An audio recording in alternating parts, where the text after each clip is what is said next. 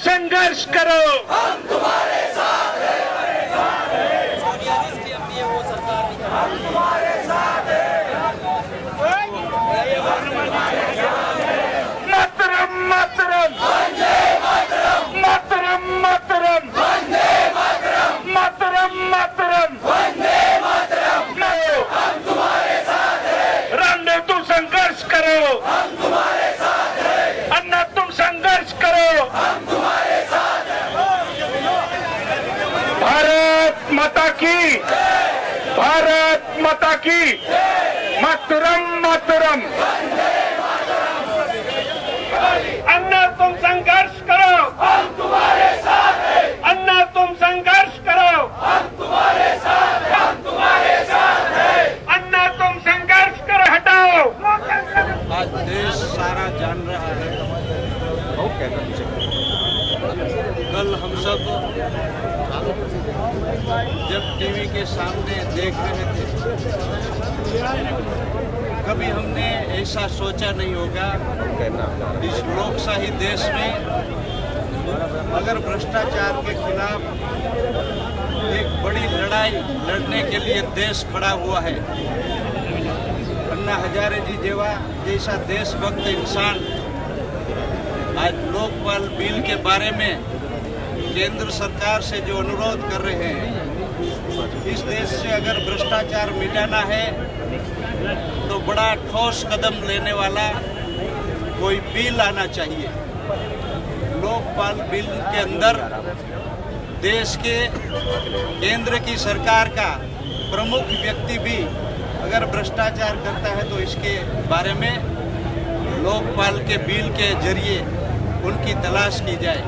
अगर इस प्रकार का अगर कोई कठोर निर्णय लिया जाए तो देश से शायद भ्रष्टाचार नाबूद हो सकता है। इसके बारे में अन्ना जी जिस प्रकार देश में लड़ाई लड़ रहे हैं, उसी प्रकार भारतीय जनता पार्टी भी देश की केंद्र की सरकार से डिमांड कर रही है कि भाई ये भ्रष्टाचार के खिलाफ अगर देश सारा एक होकर के लड़ेंगे तो ही देश से भ्रष्टाचार शायद दूर हो सकता है।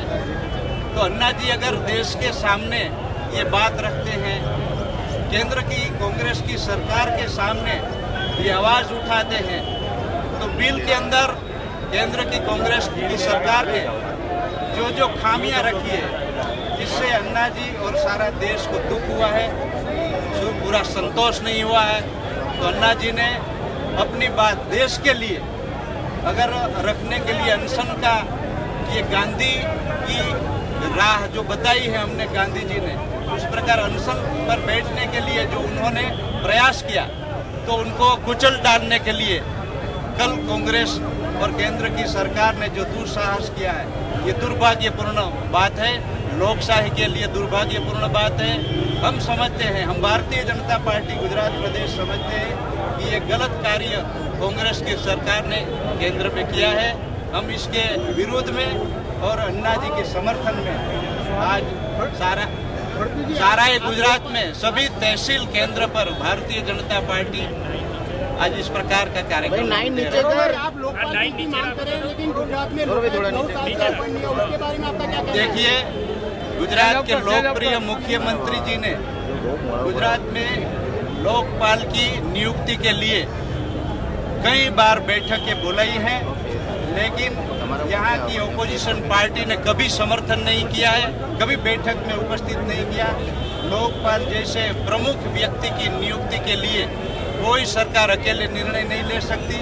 ओपोजिशन पार्टी को साथ में रह के उनके साथ बैठ के उनका सही तरीके से चर्चा करके नियुक्ति करनी चाहिए।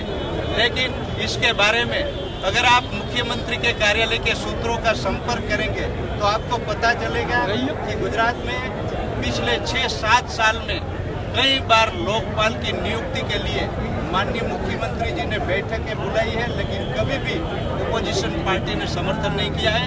इसके बारे में अगर आपको ज्यादा जानकारी लेनी है तो मुख्यमंत्री जी के कार्यालय के संपर्क का प्रयत्न करेंगे तो आपको पता चलेगा। Thank you sir.